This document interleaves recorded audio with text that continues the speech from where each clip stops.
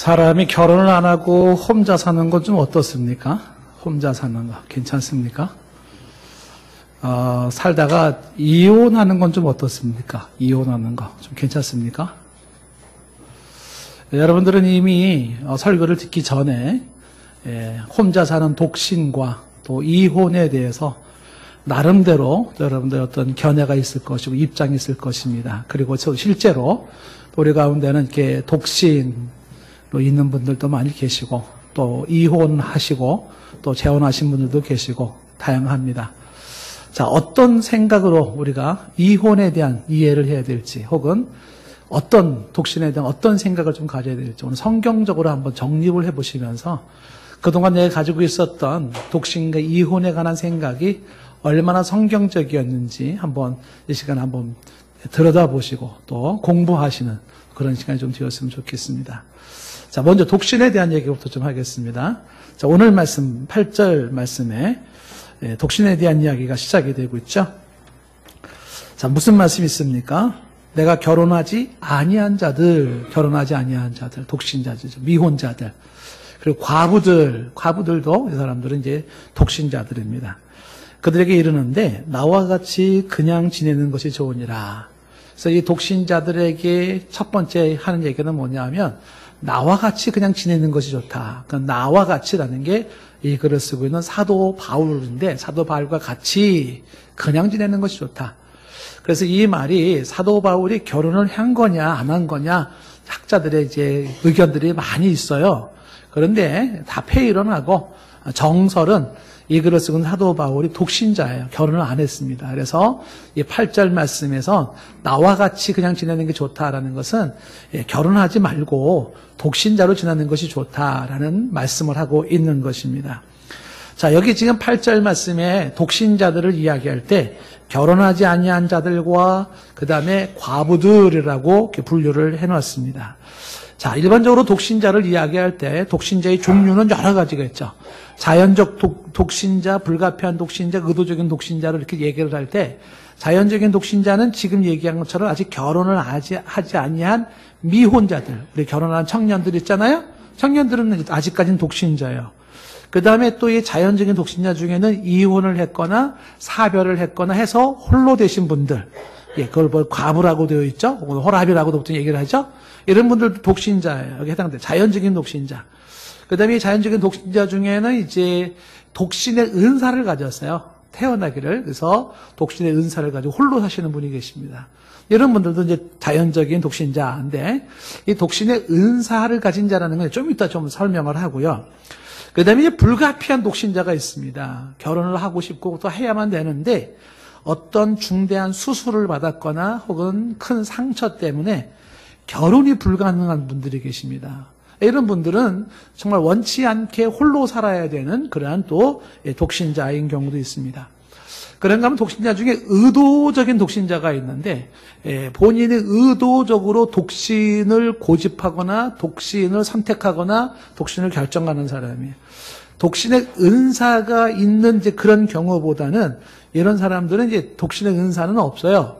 그런데 자기가 독신을 선택한 사람이 있죠. 예를 들면 어떤 경우가 있냐면 나는 결혼하지 아니하고 내 인생 자체를 하나님 앞에 온전히 헌신하겠다라고 한 사람들이 있어요. 나실인, 구약의 나실인처럼 삶을 그냥 온전히 헌신하겠다. 결혼하면 신경 쓸 게 많은데 결혼하지 않고 오직 내 삶을 하나님께, 주님께 집중하겠다. 이런 마음 가지고 의도된 독신을 선택한 자들이 있습니다. 이런 자들이 있고요. 혹자는 굳이 독신을 그렇게 원하는 건 아니었는데 이만저만 상황적인 이유가 결혼을 못하게 만들어서 독신으로 남아야 되는 자들이 있습니다. 앞에 나온 미혼자와도 같은 얘기인데 그 미혼자도 종류가 많이 있을 수 있지만은 지금 의도적인 독신자 중에는 의도적으로 결혼을 미뤄요. 결혼을 미뤄서 그래서 이제 독신으로 남는 자들인데 요게 지금 사회적인 또 문제가 되고 있습니다. 예를 들면 이제 3월 달에 그게 국민권익위원회에서 기획재정부와 저출산위원회에서 설문조사를 했습니다. 저출산 문제의 원인 및 극복 방안이라는 것으로 온라인 설문을 했는데 20일간에 총 28,700 36명을 대상으로 설문조사를 했어요. 이 저출산이 이제 국가적인 문제니까. 그래서 조사를 해봤더니 그 저출산의 원인 1순위가 뭐냐면 독신자의 증가예요. 그러니까 혼자 살겠다는 사는 사람들이 증가하면서 국가적인 저출산 문제가 생겼다. 그래서 이 독신자의 증가가 전체의 27.3%에 해당됩니다. 그리고 두 번째 이제 그 저출산 원인 중에 하나가 기혼자 중에는 출산을 기피하는 경우가 있어요. 그런 사람이 23.2%, 한 자녀로 만족한다, 뭐 이런 사람이 16.6%, 아이를 갖고 싶지 못 갖는 난임자들, 이런 사람들이 10.4% 이렇게 되어 있는 거예요. 근데 저출산 원인이 독신자들의 증가 때문이라고 얘기를 하고 있는데, 이게 지금 세계적인 추세거든요. 근데 왜 이 독신자가 자꾸 늘어나는가? 여러 이유가 있어요. 근데 그 이유 중에 하나가 뭐냐면 결혼에 대한 부담입니다. 특히 경제적인 부담이에요. 그러니까 결혼을 하려고 하는데 이 부담 때문에 결혼을 못 한다는 거예요. 결혼하면 주택을 마련해야 되는데 뭐 당장 주택 구하는 것도 쉽지 않고요. 뭐 그래서 결혼 생활에 필요한 것도 애 생기면 아이의 그 생계 문제, 교육 문제 막 이런 것들 때문에 아예 그냥 결혼을 안 하고 독신으로 살아가는 거예요. 그래서 이 저출산의 상황 속에서 사람들의 이것저것 나오는 얘기가 자녀 교육비 지출이 너무 부담이 돼서 우리는 출산을 못합니다. 뭐 이런 경우도 많이 있지만 양질의 일자리가 확보돼야지 연애를 하든 결혼을 하든 애를 낳든 할 거 아닙니까? 이게 대수인 거예요. 그러니까 이런 상황 속에서 독신자는 늘어나고 있고 그런 상태에서 이제 사회적인 문제가 되고 있는 것입니다. 결국 이런 사람들은 결혼을 하고 싶어도 지금은 할 상황이 아니라고 판단이 되어져서 미루는 독신자의 모습이 나와 있는 것입니다. 그런데 이런저런 독신자 말고 아주 잘못된 동기를 가지고 독신을 고집하는 사람이 있습니다. 잘못된 독신관. 이 구분을 시켜야 됩니다.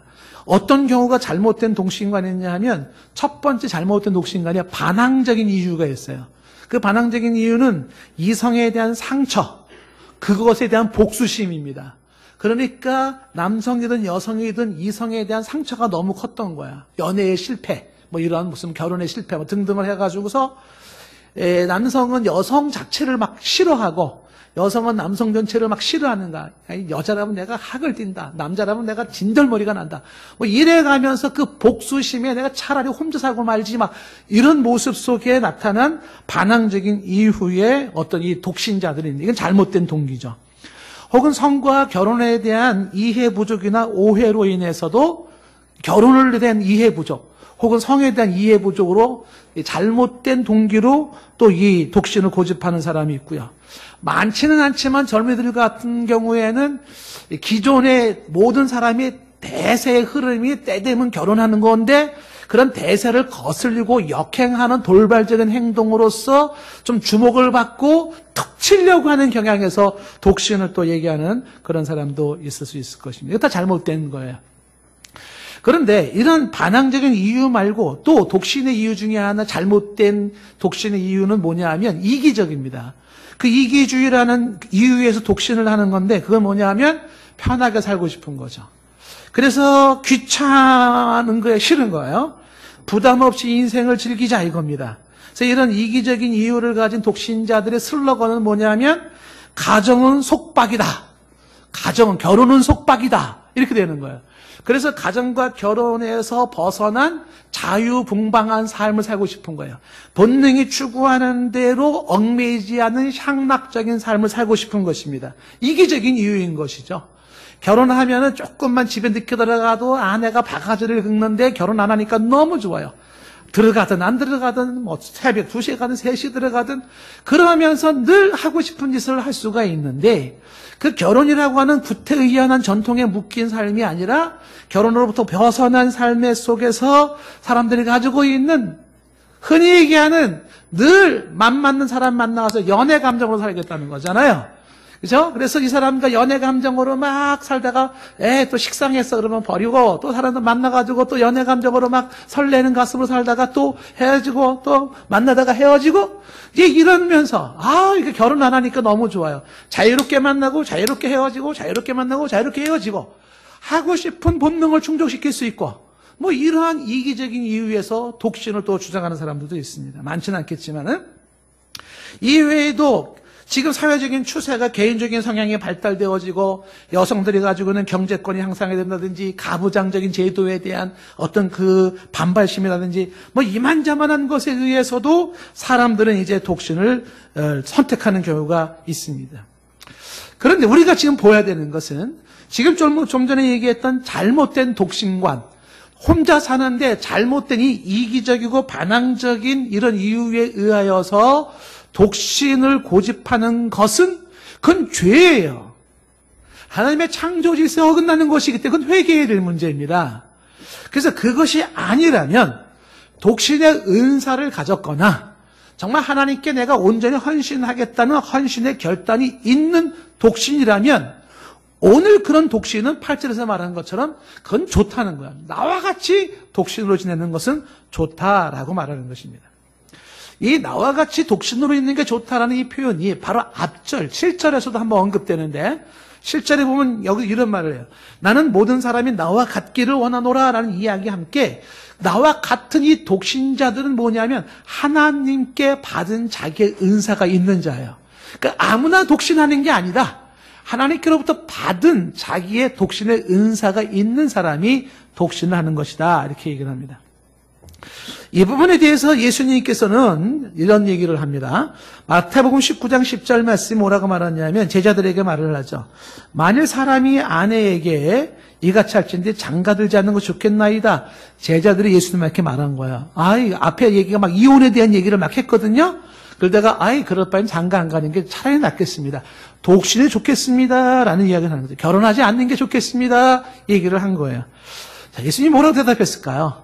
11절 말씀에 예수께서 이르시되 사람마다 이 일을 받지 못하고 이 말을 받지 못하고 오직 타고난 자라야 한다.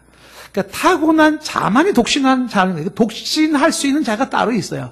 그런 사람이 독신하는 거지 아무나 이렇게 귀찮네 이만저만 이유에서 결혼 안 하고 이게 옳지 않다는 것이죠. 그러면서 이 타고난 자라고 얘기를 하면서 19장 12절에 예수님이 하신 추가하는 말씀이 뭐냐면 어머니 태로부터 고자로 태어난 자가 있고 사람이 자기가 만든 고자가 있고 천국을 위해 스스로 된 고자가 있다. 이 고자라는 이 말이 생식기가 불완전한 자로서 내시를 말하는 거거든요. 근데 이거를 이제 공동번역 성경이 고자라는 표현을 뭐라고 표현을 했냐면 결혼을 하지 못할 몸, 점잖게 표현한 거죠. 그러니까 어머니 태로부터 결혼을 하지 못할 몸으로 태어난 자도 있어요. 결혼하지 못할 몸으로 태어난 자, 독신을 살아야 되겠죠. 사람이 만든 고자라는 건 수술을 한 거야. 수술을 해가지고 결혼하지 못할 몸을 만든 거예요. 혹은 세 번째는 뭐냐면 천국을 위하여서 헌신하여 성별하여서 자기 자신을 결혼하지 못할 몸으로 자기를 그렇게 드린 자들 있는 것입니다. 그래서 예수님께서 지금 이 독신에 대한 이야기를 할 때는 타고난 자들이 이 독신으로 타고난 자들이 있는데 그들이 독신하는 거다라고 얘기를 하면서 받을 만한 자가 받는다고 얘기를 합니다. 자, 고린도전서 7장 38절로 조금 앞서가면은요, 우리가 다음에 볼 내용이지만 거기에 이렇게 되어 있죠. 한번 다 같이 읽어볼까요? 시작. 그러므로 결혼하는 자도 잘하거니와 결혼하지 아니한 자는 더 잘하는 것이니라. 결혼한 사람, 여러분도 결혼하신 분들 잘하셨어요. 근데 결혼하지 않는 게 뭐라고요? 더 잘했다. 일찍 이걸 알았으면 내가 결혼을 안 하는 건데. 혹시 그런 분 계십니까? 예. 그런 분 계시면 안 돼요. 그렇죠? 어느 남자분이 돌아가시면서 숨을 거두기 직전에 아내를 불러가지고 얘기를 한 거예요. 내가 이제 곧 죽을 것 같소. 그러니 내가 이제 숨을 거두는데 내 죽자마자 바로 재혼을 하도록 하시오. 김 사장이 좋을 것 같소.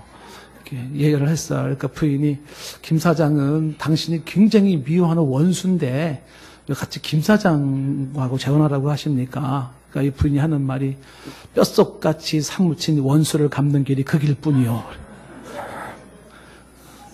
이 수준 높은 유머가 이해가 안 되시는 분들은 이제 그냥 넘어가셔도 괜찮아요. 네.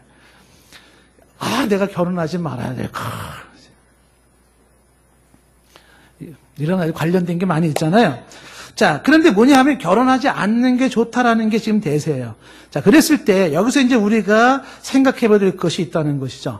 뭘 생각을 해야 되느냐 하면 먼저 독신의 은사를 가졌는지 안 가졌는지를 어떻게 체크를 할까요? 몇 가지를 생각해 보면 됩니다. 여러분들의 독신의 은사가 있는지 없는지를 체크하셔서 내가 독신의 은사를 가진 자가 아니구나 이렇게 판단되거나 나는 하나님 옆에 나는 독신으로 헌신할 거야 이게 아니라 그러면 빨리 결혼을 하셔야 됩니다. 빨리 결혼하셔야 돼요. 자, 그러면 독신의 은사가 있는지 없는지 어떻게 체크할 수 있을까? 첫 번째는요, 이성에 대한 동경이 없는 자.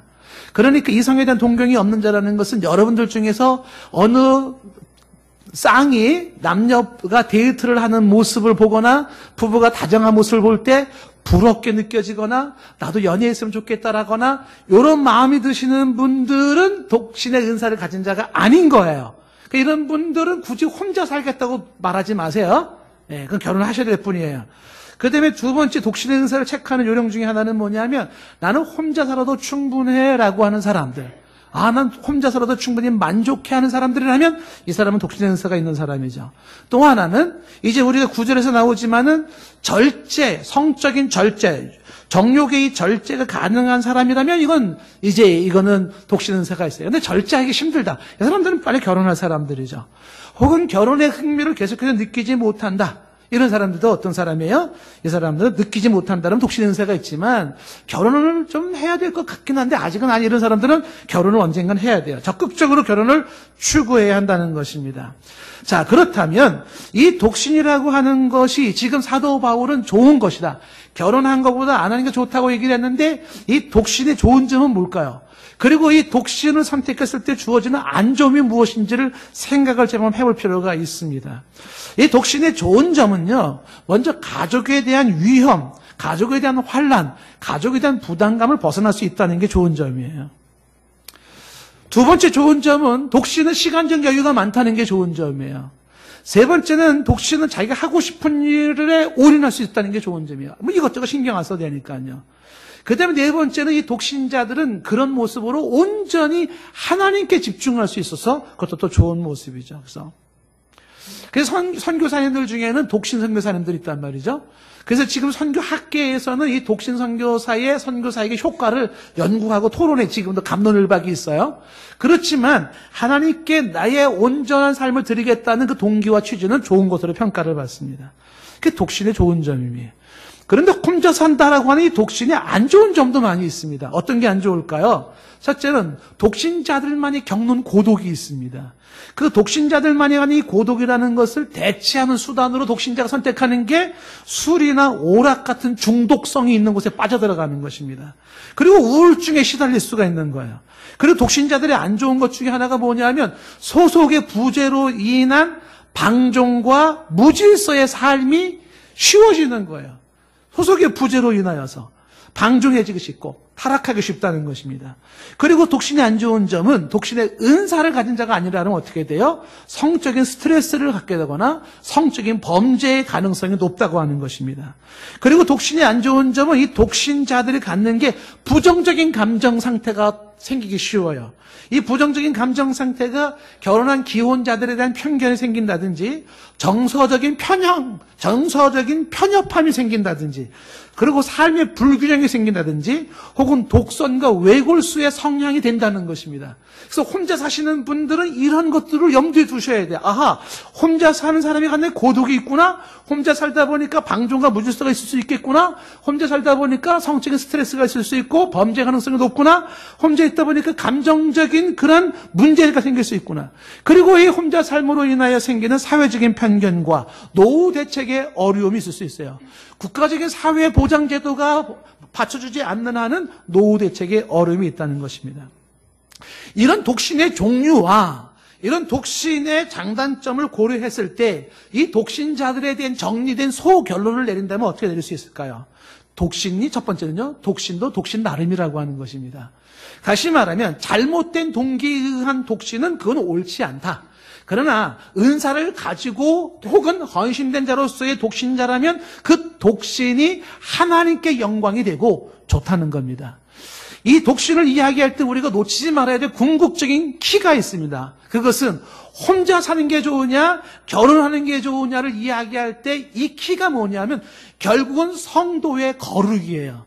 성도가 거룩할 수 있겠는가, 그 다음에 하나님께 영광이 될 수 있겠는가가 포인트입니다.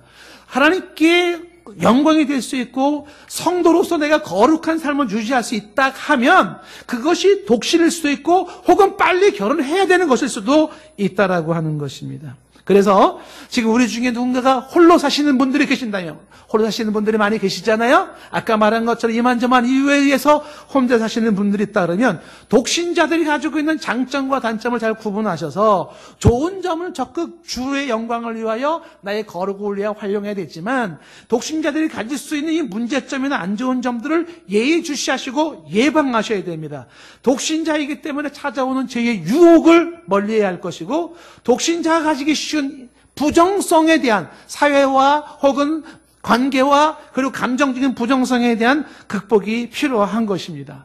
그리고 우리는 또 독신자로 살아가는 사람들을 향해선 쉽게 정죄하거나 편견을 가질 수가 없는 것이에요.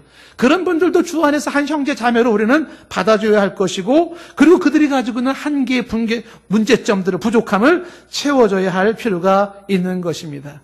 자, 이게 독신으로 우리가 가져야 될 생각이라는 것이죠. 자, 오늘 말씀에 9절 말씀에 보면 무슨 말씀이 있습니까? 자, 9절에 다 같이 한번 읽어봅시다. 시작.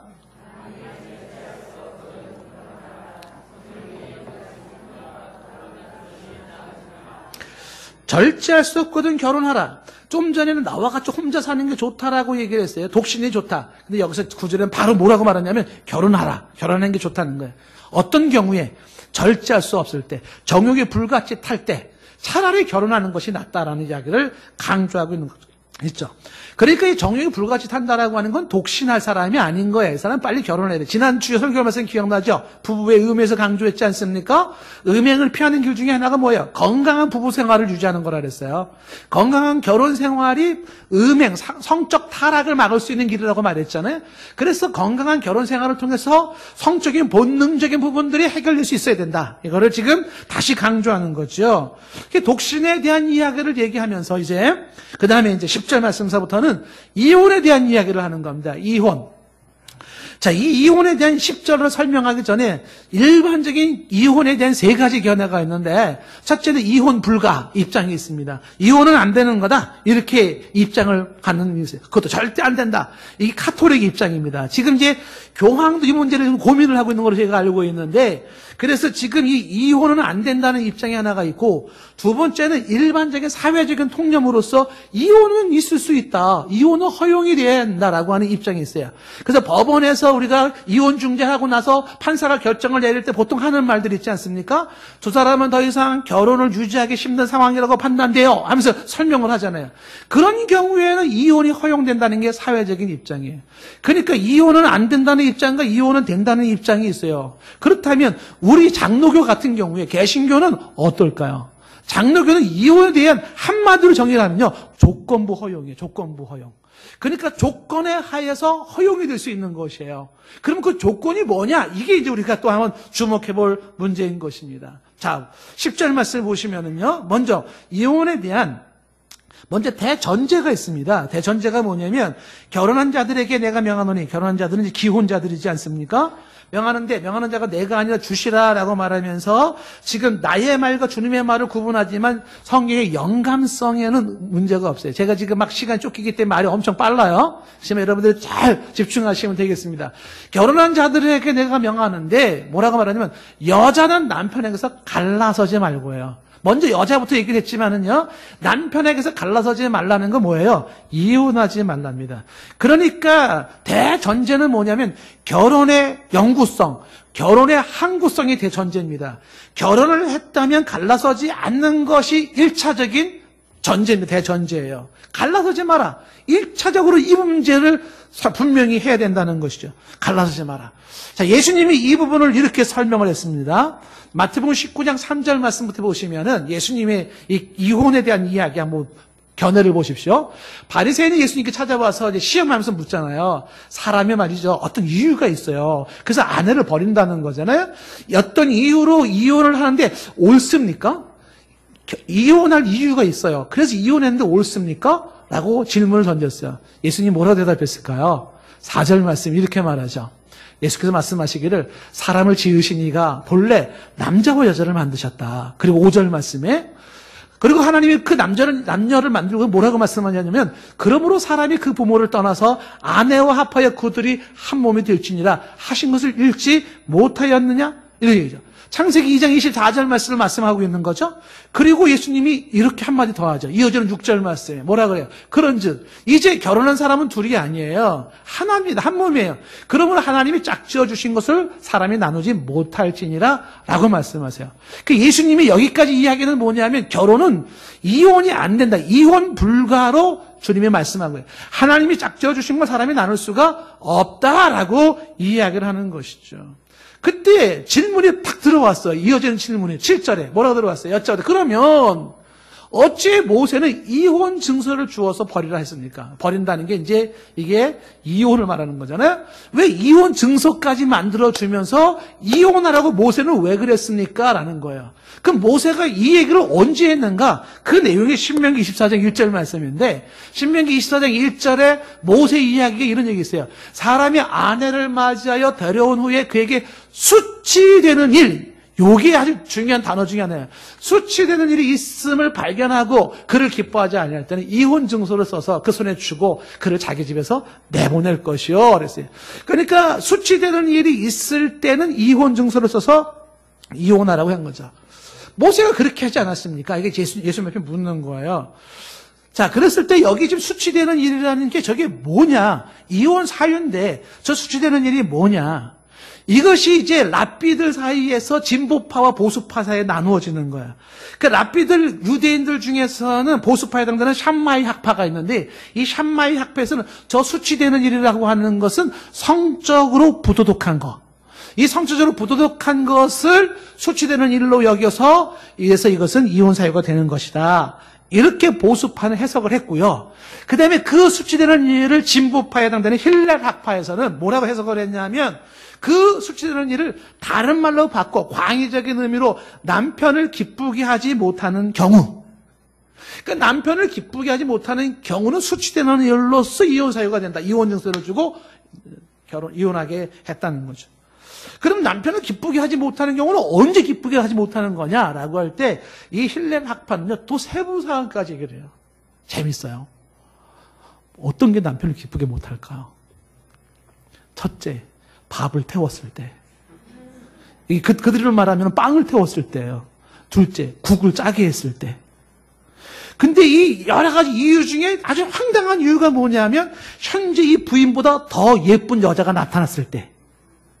더 예쁜 여자가 나타났을 때는 현재 이 여자는 남편을 기쁘게 못해요. 이혼 사유가 되는 거예요.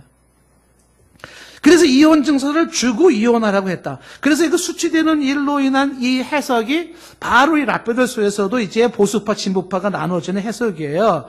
그래서 어쨌든 모세는 이혼 증서를 주라고 했고, 그리고 이혼하라고 했지 않았느냐라고 반박을 한 거예요. 그러니까 이 얘기를 듣고 또 예수님이 뭐라고 말씀하셨을까요? 다시 마태복음 19장에 오면 8절에 이렇게 말씀하셨어요. 예수님이 뭐라고 말씀하냐? 모세가 너희 마음의 완악함 때문에 그렇게 한 거지. 본래는 그게 아니라는 거죠. 너희 마음의 완악함 때문이라는 게 이게 무슨 얘기냐면 한마디로 말하면 이혼을 안 시켰을 때 더 큰 죄가 생기니까. 좀 더 구체적으로 얘기하면 이혼을 안 해주니까 어떻게 여자를 학대하거나 심지어는 여자를 죽여요. 살인을 해요. 그러니까 모세가 야야야야야 그러지 마. 그냥 차라리 이혼 증서 써서 보내줘. 그냥 모세의 이혼 증서를 주라고 하는 것은 여자에 대한 보호 차원이라는 거야.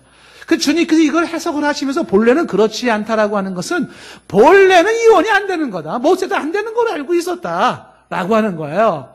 그런데 너희들의 완악함 때문에 이혼으로 인한 더 큰 범죄를 예방하기 위해 어쩔 수 없이 이혼 증서를 주라고 한 것이지 그 이혼을 뭐 권장하거나 공식적으로 승인하는 차원이 아니다.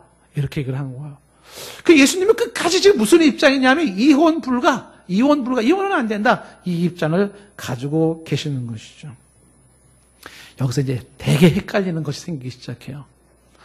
예수님은 이혼이 안 된다고 말하는 거예요. 하나님이 짝져준 걸 나누면 안 된다고 하고, 모세의 신명기 주라고 하는, 이혼증서 주라고 하는 것도, 이것도 그냥 인간의 완악함 때문에 어쩔 수 없이 더 큰 죄를 막기 위한 소극적인 태도에 불과한 거니까 이혼은 안 된다는 거구나. 이렇게 말씀하시면서 예수님이 한마디를 덧붙여요. 무슨 말을 붙이냐면, 이어지는 19장 9절 말씀에 이렇게 말해요. 그런데 내가 너희에게 말하는데 말이지, 예수님이 하나 덧붙이는 말이 뭐냐면, 누구든지 음행한 이유 외에 아내를 버리고 다른 데 장가드는 자는 간음합니다. 이 음행한 이유 외에 아내를 버린다는 이 얘기는 바꿔 얘기하면 음행한 이유로는 아내를 버릴 수 있다예요. 예수님은 이혼 불가를 얘기하는데 이 19절에서는 이혼에 대한 허용으로 나오는 겁니다. 허용이 뭐냐면 음행한 이유예요. 음행한 이유가 아닌데 아내를 버렸다? 그럼 잘못되는 거예요. 근데 음행한 이유가 있어서 아내를 버렸다? 그건 잘하는 거다. 괜찮다! 라고 얘기를 하는 겁니다. 이 유사한 얘기가 어디서 한번 또 나오냐면 마태복음 5장 32절에서 나오는 거예요. 예수님께서 나는 너희에게 이르노니 누구든지 음행한 이유 없이 아내를 버리며 그리고 다른 데 장가가는 자는 시집가는 자는 간음하는 것이다. 그 음행한 이유만이 이것이 이혼의 사유가 될 수 있다라는 것이에요. 여기서 말한 음행, 이 음행이 우리가 지금 고린도전서에서 계속 다루고 있는 그 음행이에요. 포르네이아, 포르노. 이것은 이 포르네이아라고 하는 이 음행이라고 하는 이것이 바로 뭐예요? 바로 이혼의 사유가 될 수 있다라고 하는 것입니다. 이 내용을요, 장로교의 표준 신앙 고백서라고 하는 웨스터민스터 신앙 고백서가 있어요. 거기 이걸 뭐라고 설명해놨냐면 웨스트민스터 신앙 고백서 24장 5조에 보면 이런 내용이 나와요. 만약 결혼한 후에 부부 중에 한 사람이 간통한 사실이 있을 때에는 순결한 쪽에서 상대를 죽은 것으로 간주하여 이혼하고, 포르네이아가 있는 경우에, 음란한 성적인 타락행위가 있는 경우에는 순결한 쪽에서 상대방을 죽은 것으로 간주하여 이혼하고 다른 사람과 결혼할 수 있다. 이게 웨스트민스터 신앙고백 24장 5조의 내용이에요. 존 칼빈이라고 하는 종교개혁자, 우리가 가장 중요하게 생각하는 존 칼빈은 이걸 뭐라고 설명했냐, 이렇게 설명했어요. 사회적 공의 실현이나 가정의 정화 차원에서 간음의 경우 이혼이 가능하다. 이 간음, 성적 타락이라고 하는 이 포르네이아를 이거를 막아야 돼요. 이게 사회적 공의를 세우는 길이고 가정의 정화를 이루는 길인데, 그런 차원에서 이런 성적인 분란, 포르네이아, 간음의 현장들은 어떻게 된다? 이혼이 가능하다라고 이야기하고 있는 것입니다. 뭘 강조하고 있는 거냐 하면 이 음행이 결혼의 신성함을 파괴한다는 겁니다. 음행이라고 하는 것이 하나님의 짝져준 한 몸의 원리를 파괴하는 것이고 하나님의 창조 질서를 역행하는 것이에요. 그래서 구약 성경에는 이 음행이 사형에 해당돼요. 사형. 이건 단순한 이혼감이 아니라 하나님 재판 앞에서는, 하나님 법에 의해서는 사형감이에요. 그래서 요셉이 마리아랑 헤어질 때가 바로 그 장면인 거죠. 요셉이 마리아랑 결혼을 하기도 전에 약혼을 했단 말이에요. 당시에 약혼은 결혼과 같은 개념이기도 한데, 근데 아직 첫날 밤도 안 보냈는데 마리아가 배가 불러온 거예요. 임신을 한 겁니다. 그때 이 요셉이 생각한 게 뭐야? 가만히 끊고 자했어요. 왜 그랬을까요? 당시에 간음이라고 하는 이 포르네이아에 해당되는 것은 뭐냐면 사형감이에요. 그래서 마리아를 사형당해 죽노니 차라리 조용히 결혼을 파혼시켜서 이혼을 해서 마리아를 살려주기를 원했던 거예요. 그리고 결국은 그 파혼이라고 하는 이혼은 그 여자를 위한, 마리아를 위한 행동이었던 것입니다. 이게 요한복음 8장에 나온 간음한 여인을 살려주는 것도 마찬가지예요. 사람들이 돌로 쳐 죽이려고 했었지만 그 여인을 예수님이 살려준 건 사형에서 살려주는 것이죠. 음행이 가지고 있는 심각성을 말해주고 있는 것이에요. 이렇게 말할 수가 있는 거죠. 이혼은 허용될 수 있지만 음행은 허용될 수 없다는 거예요. 이혼보다 더 무섭고 더럽고 추한 게 뭐냐면 음행이라는 거예요. 포르네이아, 그리스 말로 성적 타락이라는 거예요. 이 문제를 심각하게 다루고 있는 거예요. 예수님께서 이혼은 안 된다는 대전제를 강조하시면서, 그런데 이혼보다도 더 상위 개념, 더 중요한 개념이 뭐냐면 바로 이 성적인 타락인데, 이거는 뭐예요? 성도의 거룩함을 파괴하는 주범이 음행이에요. 이혼보다 더 상위 개념은 성도의 거룩함이에요. 이혼이 절대가 아니고 결혼이 절대가 아니에요. 더 중요한 게 어마어마하게 많아요. 이혼이나 결혼보다 더 중요한 건 생명이고, 이혼이나 결혼보다 더 중요한 거는 정의이고 선이고, 이혼이나 결혼보다 더 중요한 건 하나님 신앙이고, 더 중요한 건 많이 있어요. 결혼에 묶일 이유가 아니고 이혼에 묶일 이유가 아니라고 좀 더 심오하게 얘기하고 있는 건데, 거룩을 파괴하는 게 뭐라고요? 포로레이야. 상위 개념이에요. 이 음행을 없애기 위해서 이혼이라고 하는 절대 불가라고까지 얘기할 수 있는 하나님의 짝져준 걸 나눌 수 없다고 하는 그 이혼도 가능해요. 뭐를 위해서라면? 그 음란을 없애버릴 수만 있다는 말이에요. 이게 웨스트민스터 신앙고백에서 칼빈이, 예수님이, 성경이 얘기하고 있는 거예요. 성도가 거룩해야 되는데 이 거룩을 파괴하는 주범이 음란 아니에요. 심각한 거 심각해. 자, 오늘 11절 말씀에 여기 이혼한 자들에게 말해요. 만일 갈라섰다면 이혼한 자들이에요. 그 이혼한 자들은 이제 다시 모순문제가 나오고 해서 이혼한 사람들은 그대로 지내라는 게 뭐예요? 독신으로 있대. 독신 문제가 나오는 거죠. 그럼 이제 혼자 사냐, 재혼할 것이냐, 이 문제가 나오는 것이죠. 그냥 혼자 사는 게 차라리 좋다. 다시 처음 얘기로 돌아가겠죠? 그러니까 다시 재혼을 해야 돼. 난 독신의 은사를 가진 게 아니고 하나님께 헌신된 자가 아니야. 그럼 어떻게 결혼해야 되겠죠? 이왕 결혼할 때는 전내 사람 남편이나 아내와 합하는 게 좋다는 얘기를 해요. 그러면서 뭐를 얘기하냐면 더 이상 살 수 없다 그러면은 그 다음에 차선으로 다른 사람과 재혼을 해야 되겠죠. 그러면 말하는 것이 11절에도 남편도 아내를 버리지 말라 그래요. 좀 전에 아내는 남편과 갈라서지 말라는 10절의 끝에 말씀이 있었어요. 갈라서지 말라는 거. 지금 11절에서는 남편도 아내를 버리지 말라. 남편한테 말할 때는 아내를 버리지 말라 그러고, 아내한테 말할 때는 남편과 갈라서지 말라 그러는데, 이게 가부장적 사고를 가지고는 시부리적 사고인 것이에요. 그래서 지금 갈라서지 말라라고 하는 이 이야기는 뭐예요? 다시 이혼 불가를 이야기하고 있는 거죠. 자, 그런데 경우의 수가 두 개로 나눠지네요. 어떤 경우가 수가 첫 번째가 있냐면 12절 말씀에 안 믿는 배우자가 있는데, 이 안 믿는 배우자가 뭘 하냐면 이혼을 원하지 않는 거예요. 지금 끝부분에 가면 만약 어떤 형제에게 믿지 아니하는 아내가 있어요. 근데 믿지 않는 아내가 있어 남편과 함께 살기를 좋아하거든. 안 믿어요. 그 안 믿어서 지금 어떻게 해요? 남편 그래도 같이 살고 싶어요. 그때는 어떻게 하라? 이혼하지 말아라라는 거예요. 안 믿는 배우자가 이혼을 원하지 않을 때는 어떻게 하라? 하지 말아라. 같은 맥락에서 13절 말씀에 어떤 여자에게 믿지 않는 남편이 있어요. 안 믿는 남편이 있는데 그 남편이 아내와 함께 살고 싶은 거예요. 이혼하고 싶지 않는 거예요. 그럼 이혼하지 말라는 것이죠.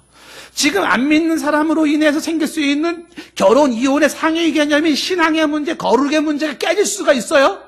그런 심각한 문제에서 지금 이 안 믿는 사람들이 남편이든 아내든지 간에 이혼을 원치 않을 때는 어떻게 해요? 그럼 이때 참아야 돼. 일단은 참아야 된다는 거예요. 왜 그러냐면 그 이유가 14절 때문에 그래요. 14절에 믿지 아니하는 남편이 아내로 말미암아 거룩해질 수가 있어요. 그리고 믿지 않은 아내가 남편으로 말미암아 거룩해질 수 있어요. 결국은 거룩해요. 이 거룩을 추구할 수 있는 가능성이 있기 때문에 아직도 안 믿는 사람이 이미 결혼한 상태에서 안 믿는 사람이 배우자가 요구할 때는 결혼하고 이혼을 원치 않을 때는 이혼하지 말아라는 거예요. 이게 자녀들에게도 영향을 미친다는 거예요. 그 부모의 거룩함이 자녀를 거룩하게 하는 것처럼 거룩함이 거룩함을 바꿀 수 있는 영향력이 있기 때문에, 그렇기 때문에 그 남편의 거룩, 안 믿는 남편의 거룩함, 안 믿는 아내의 거룩함을 위해서 어떻게 해요? 참고 기다려야 돼. 그럼 다른 말로 바꿔 말하면 안 믿는 남편은 안 믿는 아내는 뭐예요? 전도 대상자인 거예요. 신앙으로 더 거룩함으로 하나님의 영광의 세계로 들어올 수 있도록 해야 된다는 것이죠. 이게 경우의 수 첫 번째입니다. 근데 두 번째 경우 수는 얘기는 달라지죠. 어떻게 됩니까? 15절 말씀에 보면은 안 믿는 배우자가 이혼을 원하는 거예요. 그때는 어떻게 해요? 혹 믿지 아니하는 자가 갈리거든 어떻게 해요? 갈리라는 겁니다. 이혼하라는 거예요. 이혼해도 괜찮다는 겁니다. 믿지 않는 자가 이혼을 원할 때는 이혼을 하라. 갈리거든 갈리게 하라라고 말해요. 형제나 자매나 이런 일에 구해될 것이 없다. 이 이혼의 문제에 굳이 구해야 될 것이 없어요. 성도들에게는. 하나님은 화평 중에서 너희를 부르셨다는 건 우리가 화평 쪽에 거하기를 원하신다는 것입니다. 무슨 얘기냐면 결혼이 사람을 위해 있는 것이지 사람이 결혼을 위해 있는 게 아니에요. 결혼은 소중하고 결혼은 중요하지만 결혼 자체가 우상이 아니에요. 결혼은 신도 아니고 결혼은 절대도 아니에요. 그렇다고 결혼을 함부로 여기거나 우습게 여길 수도 없어요. 중요하지만 그러나 그 결혼이 인생을 묶어서 결혼보다 더 상위 개념에 해당되는 그 거룩함과 하나님의 영광과 신앙과 정의와 선까지도 능가할 만큼 절대적인 결혼은 아니라는 거예요. 이 균형을 잡지 못하면은 결혼이라고 하는 그 굴레에 묶여서 더 중요한 것도 잃어버려요. 심지어 결혼한 것에 묶여서 생명도 잃어버릴 수가 있을 거예요. 그 결혼이 뭐를 위해 존재하는 건데요? 이런 질문이 나오는 거죠. 그래서 이것에 묶이지 말아라. 믿지 않는 자가 갈리길 원하는가? 이혼하길 원하는가? 이혼하라. 괜찮다라고 얘기를 하는 것이죠. 이 불신자와 억지로 결혼 생활을 하면서 거기서 거룩을 깨틀고 신앙을 잃어버리고 여호와의 영광을 잃어버리느니 차라리 이혼하여서 화목을 추구하고 이혼하여서 거룩을 추구하고 하나님의 신앙을 갖는 것이 낫다라고 하는 것입니다.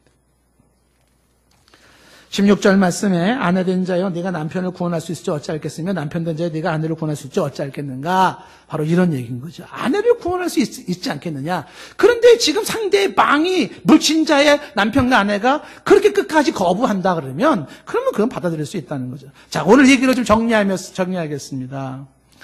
오늘 이 자리에 참석하신 여러분들 중에 이혼을 결심하는 사람이 있다면 나 정말 이혼하고 싶어 이런 마음이 간 사람이 있다면 이혼을 결심하기 전에 먼저 하나님 앞에서 생각해야 돼요. 뭘 생각해야 됩니까? 자신의 성찰, 자신에 대한 성찰. 내가 하나님 앞에서 나에게 문제가 있었던 건 아닌지에 대한 성찰이 필요해요. 두 번째, 배우자에 대한 의무를 다했는지도 성찰을 해봐야 돼요. 세 번째 이유는 이혼을 하려는 이유가 나의 이기적인 동기인가? 아니면 나가 하나님 앞에 신앙의 거룩함을 유지하고 하나님의 영광을 위한 하나님을 위한 것인가 분명하게 따져봐야 돼요. 세 번째, 이혼하기 전에 우리는 이 이혼의 문제에 대해서 하나님 앞에 집중적으로 충분한 도우심을 간구했었는가? 마지막으로 더 이혼하기 전에 우리는 서로가 화목하기 위하여서 화해를 도모하기 위해서 애쓰고 수고했는가를 생각해 봐야 돼요. 이혼은요 절대 불가도 아니고 그리고 언제든지 할 수 있는 쉽게 할 수 있는 것도 아니에요. 그래서 이런 부분에 대한 심각함을 가지고 할 수도 있는데 조건부의 이혼이라는 것입니다. 그리고 이미 이혼을 하신 분들이 있다면 재혼하신 분들이 있다 그러면 이제 하나님 앞에서 생각을 해야 되겠죠. 어떤 생각을 해야 될까요? 지난날에 나의 잘못은 없었는지 겸손히 성찰하셔야 돼요. 하나님께 용서를 구할 것이 없었는지 겸손히 성찰을 하셔야 됩니다. 그리고 지난날의 배우자를 용서하셔야 돼요. 그를 험담하거나 비난하거나 증오할 필요가 없습니다. 책임을 전가하지 마십시오. 그 인간 때문에 내가 그랬다라고 말할 필요가 없습니다. 단지 그때의 그 모습을 반면 교훈을 삼는 게 좋아요. 그 반면 교훈으로 그 다음에 필요한 것이 뭡니까? 과거에 묶이지 않고 현재에 충실하고 앞을 내다보는 게 중요한 것이에요. 이혼이라고 하는 그 자체는 말이죠. 그 자체가 죄가 아니에요. 그냥 인생을 살다가 길바닥 가다가 돌불에 넘어져서 상처 입고 깨진 거에 불과해요. 아프죠? 상처 있지요? 흉터 있지요? 그러나 그 인생이 있을 수 있었던 일인 거예요. 그래서 이런 과거의 일을 통하여서 자신을 돌아보고 반면 교훈을 삼아서 뒤의 것을 잊어버리고 이제 현실에 충실하고 앞을 내다보며 나아가는 것이 옳다라고 하는 것입니다. 그리고 이 이혼하신 분들은 벗어나야 될 게 있어요. 인생의 실패의식에서 벗어나야 되고 죄책감에서 벗어나야 돼요. 자신의 정체성을 다시 한번 일체를 회복을 시켜야 돼요. 정체감 혼란을 회복을 시켜야 되는 것이죠. 결혼이나 이혼이라고 하는 것은 절대가 아니에요. 절대가 아니에요. 그것은 얼마든지 할 수도 있고 안 할 수도 있는 문제예요. 이혼의 실체가 없어지는 건 그렇다고 이혼의 실체가 없어지는 건 아니에요. 상처는 남아요. 특히 이혼한 사람에 대한 아직까지 사회적 편견이 있을 수가 있다는 것도 감수하셔야 돼요. 이건 사회적 통념이 바뀌어져야 돼요. 유교적 관점에서 만들어진 것이기 때문에 바뀌어져야 됩니다. 사람이 살면서 이혼할 수도 있다는 사실을 가져야 돼요. 편견을 가지면 안 됩니다. 그 편견에서 벗어나야 돼요. 우리 사회가 편견에서 벗어나야 될 것 중에 하나가 이혼에 대한 편견에서 벗어나야 되고 두 번째는 미혼모에 대한 편견에서 벗어나야 벗어나야 되고, 그 다음에 밑줄에서 말한 것처럼 강간에 대한 편견에서 벗어나야 돼요. 강간 당한 사람은요, 정말 그 표처럼 당신의 잘못이 아니에요. 그 인간, 못된 인간의 심의 완력에 의해서 피해를 입은 것에 불과한 거예요. 당신 잘못이 아니에요. 그 부끄러움이 아니에요. 편견이 벗어나야 돼요. 많은 편견에 벗어나야 되는데 스스로가 아직도 사회적인 그런 통념적인 관념에 의해 가지고서 이혼을 하면 거기에 대한 실패의식이나 죄책감으로 그렇게 돌릴 수가 있어요. 벗어나야 돼요. 그리고 아직도 이혼해서 해결되지 못했던 자녀 문제나 경제적인 문제는 깨끗하게 처리를 해야 될 것입니다. 오늘 이 결론적인 이야기가 17절 말씀인데 17절에 이런 말씀이 있죠. 오직 주께서 각 사람에게 나눠주신 대로 하나님이 각 사람을 부르신 그대로 행하라. 각 사람의 부르신 그대로라고 하는 것은 당신이 지금 현 위치를 말하고 있는 거예요. 당신이 독신자입니까? 당신이 지금 결혼자입니까? 당신이 이혼자입니까? 당신이 재혼해서 결혼 생활을 하고 있습니까? 현재 있는 그대로 거기에서 뭘 생각해야 될까요? 성도의 거룩함, 하나님의 영광을 생각을 할 필요가 있다는 것이. 여러분 오늘 설교 말씀을 들으면서 독신이나 이혼을 부추기는 설교를 들었다면 잘못 들은 것이, 혹은 오늘의 설교를 들으면서 독신이나 이 이혼을 범죄행위나 인생의 패배행위로 그렇게 설교를 들었다면 잘못 들은 거예요. 설교 요지는 뭔가요? 독신이든지 결혼이든지 이혼이든지 이 모든 것보다 더 상위 개념의 숭고한 개념이 있어요. 그게 뭡니까? 성도의 거룩이며 하나님의 영광이에요. 오늘도 성도의 거룩한 하나님의 영광을 위하여 독신을 선택할 수도 있고요, 성도의 거룩한 하나님의 영광을 위하여 결혼을 선택할 수도 있고요, 성도의 거룩한 하나님의 영광을 이혼을 선택할 수도 있고요, 성도의 거룩한 하나님의 영광을 위하여 이혼을 안 할 수도 있어요. 무엇을 하든지 간에 성도의 거룩함으로 그 거룩함을 파괴하는 음란에서부터 벗어나고 그 거룩함으로 자신을 지키는 게 중요해요. 독신으로 범죄하는 것보다 결혼하여 하나님의 뜻을 이루는 게 낫고, 결혼하여 범죄하는 것보다 독신으로 하나님의 뜻을 이루는 것이 나아요. 여기에는 지혜와 순수한 선신앙적 결단이 필요하지만 우리는 이 부분을 생각을 해야 돼요. 왜 결혼하신 분들은 오늘도 결혼 생활에 충실해야 될까요? 이유는요, 나의 거룩과 하나님의 영광을 위해서예요. 오늘도 이 하나님의 숭고한 뜻을 두고 눈물을 삼키며 독신으로서 혹은 결혼으로서 이혼으로서 나아가는 자들이 있습니다. 이 숭고한 나의 거룩과 나의 신앙과 하나님 앞에서 영광을 위하여서, 더 큰 대의를 위하여서 오늘도 독신으로, 오늘도 결혼으로, 오늘도 이혼으로 그 눈물의 길을 걸어가면서 때로는 참고 때로는 결단을 해야 되는 이런 사람들이 있어요. 힘들어요. 나에게 맞춘 게 아니라 하나님에 맞춰 나가는 그 사람들, 그들에게 하나님의 위로가 있기를 축복해요.